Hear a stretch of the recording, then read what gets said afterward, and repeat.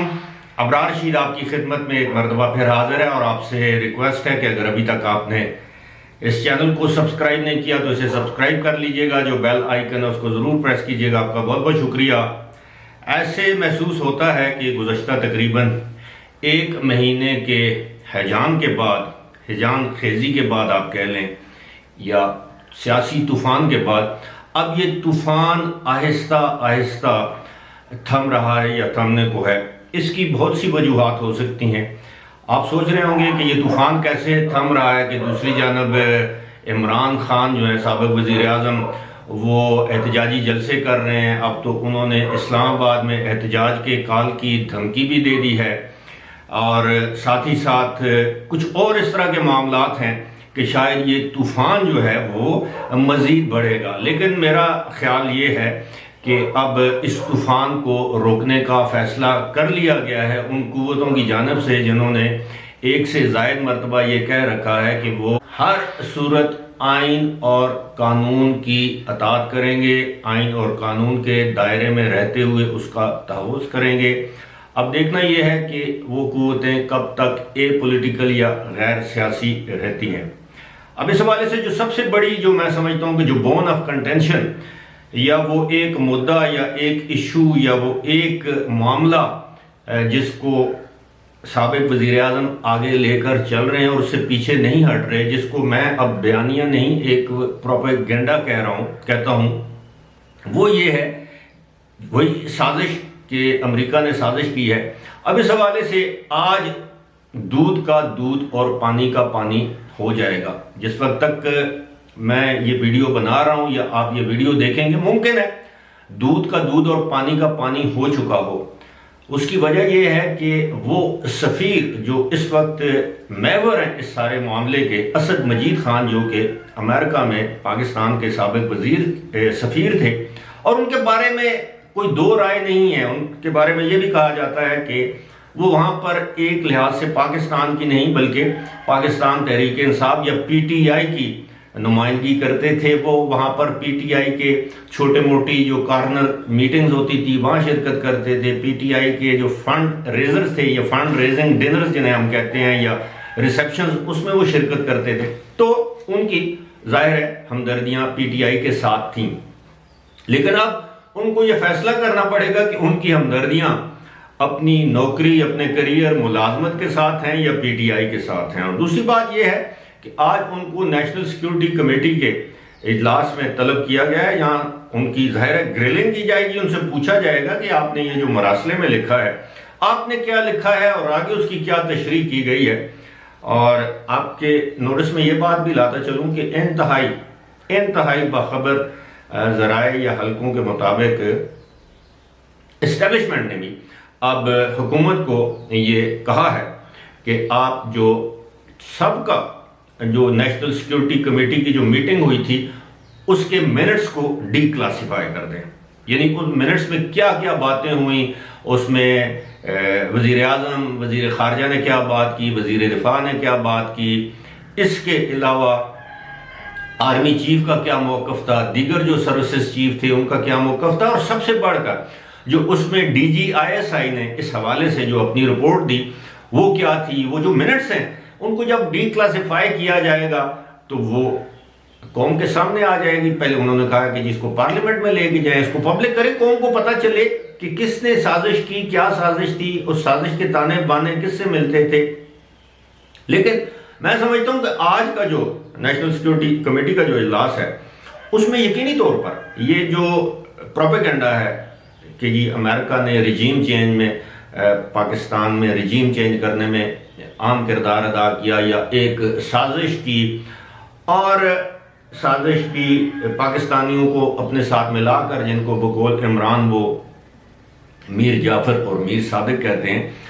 اب ایک عام فہم سی بات ہے کہ اگر امریکہ پاکستان کے خلاف رجیم چینج کی سازش کرے گا تو وہ کیا پاکستانی سفیر کے گھر جا کے اس کو دھمکی دے گا، اور وہ بھی دھمکی بھی اپنے ایک بڑے معمولی لیول کے فارن آفس کے، یعنی ان کا جو اسٹیٹ ڈپارٹمنٹ ہے اس کے اہلکار کے ذریعے دھمکی دلوائے گا. عموماً ایسا نہیں ہوتا. یہ بڑے جسے کہتے ہیں کہ کوورٹ قسم کے بڑے ہی خفیہ قسم کے یہ آپریشن ہوتے ہیں. اگر یہ رجیم چینج کرنا بھی پڑے تو پھر پاکستان جیسے ملک میں ایک غیر مقبول وزیر اعظم کی رجیم چینج کرنے سے ان کو کیا فائدہ ہو سکتا ہے یا ہوا ہوگا. اب یہ سارے معاملے آپ کو پتہ ہے کہ جس نے نکالا ہے اس کا وہ نام نہیں لے سکتے، جو ناراض تھے اس کا وہ نام نہیں لے سکتے. ایک دن فواد چودھری نے ان سے یہ بات کی ایک انٹرویو میں کہ جی اسٹیبلشمنٹ کے ساتھ ہمارے معاملات ٹھیک ہوتے تو آج ہم حکومت میں ہوتے. اگر یہ بات غلط ہے تو عمران خان یا ان کی جماعت اس بات کی تردید کر دیتی. اگر یہ بات درست ہے تو خدا کا واسطہ ہے قوم کو بیوقوف کیوں بنا رہے ہیں. لیکن اصل معاملہ یہ نہیں ہے امریکہ نے سازش کی ہے یا وہ امریکہ کے خلاف علم بغاوت لے کر باہر نکلیں. ایک چھوٹی سی بات میں آپ کے ساتھ شیئر کروں گا. بہت سے لوگ، بہت سے سینئر تجزیہ کاروں کا یہ دعویٰ ہے دیکھیں جی پاکستان میں ہمیشہ اینٹی امریکہ بیانیہ بکا ہے، پاکستان میں ہمیشہ مذہب کے نام پر جو ہے وہ لوگ اکٹھے ہو جاتے ہیں. میرا ایک سمپل، ویری سمپل ایک سوال ہے. پاکستان میں جو ہماری یاد میں، میری صحافتی زندگی میں نے دیکھا ہے کہ پاکستان میں سب سے زیادہ اینٹی امریکہ بیانیہ جو تھا وہ جماعت اسلامی کا تھا. امریکہ کا جو یار ہے غدار ہے. آپ یہ بتائیے کہ آج دن تک جماعت اسلامی نے کتنے ووٹ حاصل کیے. یہاں تک کہ قاضی حسین احمد کے دور میں جماعت اسلامی کو کسی حد تک بہت زیادہ لبرل کر دیا گیا تھا، باہر سے امیدواروں کو بھی لے کر الیکشن لڑوایا گیا، لیکن اینٹی امریکہ بیانیہ پر جماعت اسلامی الیکشن نہیں جیت سکی، یعنی بڑے تعداد میں یا بڑے پیمانے پر.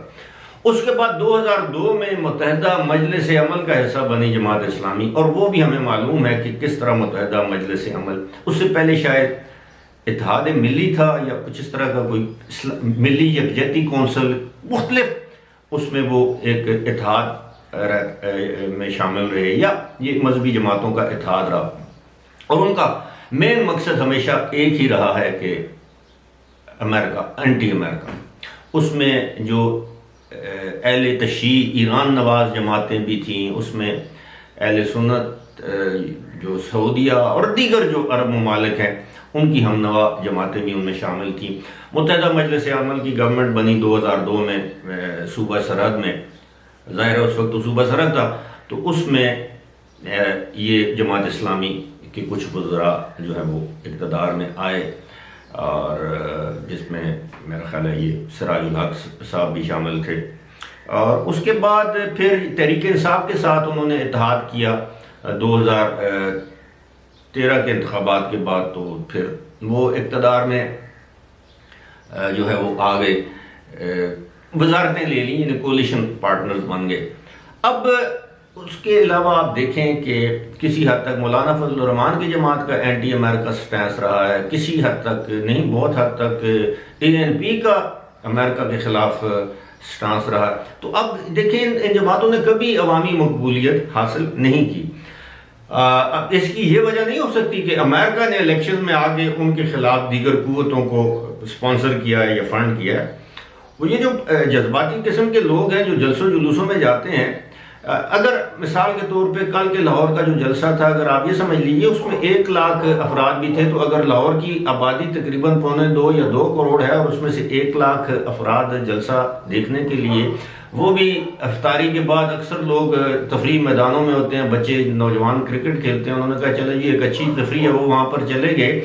2 کروڑ کی آبادی میں سے اگر 1 لاکھ افراد بھی جلسے میں شامل ہو گئے تو یہ کتنے % بنتا ہے؟